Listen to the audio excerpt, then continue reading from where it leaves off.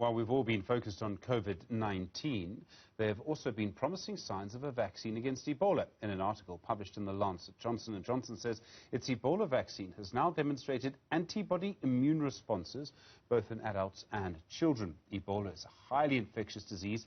It kills 50% of those it infects. It is primarily seen in the DRC. Professor Thumbi Ndung'u is the Deputy Director of the African Health Research Institute.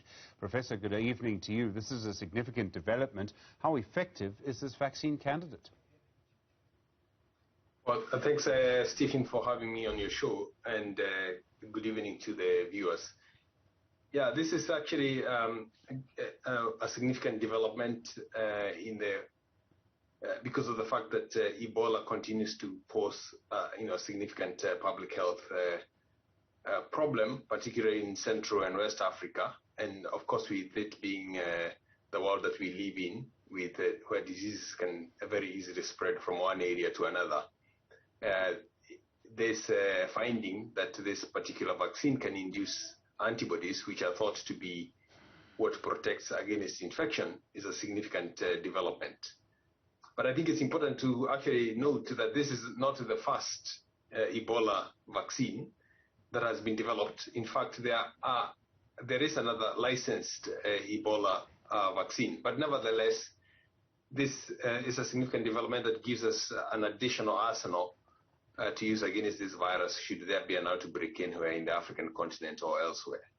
There's a huge difference between Ebola and COVID-19. So Ebola, COVID-19 is a coronavirus. We are used to coronaviruses as human beings. We produce an immune response. It also has a very low mortality rate. In other words, it kills a very small percentage of people who contract the disease. Ebola has a very high mortality rate. It kills people very quickly. It's a hemorrhagic fever. If I understand my English correctly, that means it makes people bleed. Does that make it harder to develop a vaccine? Because it kills people so quickly, does that mean you've got to be a lot more careful with the vaccine than the coronavirus? Not necessarily, Stephen. I think what makes a vaccine difficult to make is the actual structure and the nature of a virus. So, for example, it's been very difficult to develop a vaccine for HIV, as we all know, despite the fact that there has been research going on for more than 30 years, almost 40 years on HIV vaccine development, and yet we don't have a vaccine. And in fact, the same company that has now produced this Ebola vaccine just announced a week ago that the vaccine for HIV that was tested in humans and it didn't work. There was no efficacy for that particular vaccine. And the reason for that is that you have a lot of genetic variation with HIV. The good news about viruses such as Ebola is that even though they are very deadly when they infect somebody, they don't have as much genetic variation as you see, for example, with HIV. And in fact, in the case of the Ebola virus, it is thought that the genetic variation is not as much as you see even with the coronavirus. So it's actually a much easier virus to deal with in terms of the immune system. But the problem is that if it infects you, it can kill you very fast. And as you say, it has a very high mortality rate. So it's actually very important that we develop a vaccine, because once you get infected, the chances of you surviving again when you get infected is very low.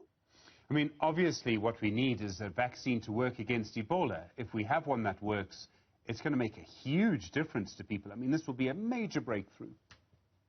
Absolutely. It's going to be it's a major breakthrough. And as I said, in fact, this is not, in fact, the first one. There has been another one that was licensed. But as I said, we need more vaccines, because as we have seen with the coronavirus, the fact that you just have one vaccine can be very problematic when it comes to access. And therefore, the more options that we have, the better. And in any case, the Ebola vaccine that was previously licensed has some side effects. For example, it causes arthritis in some people, as well as dermatitis.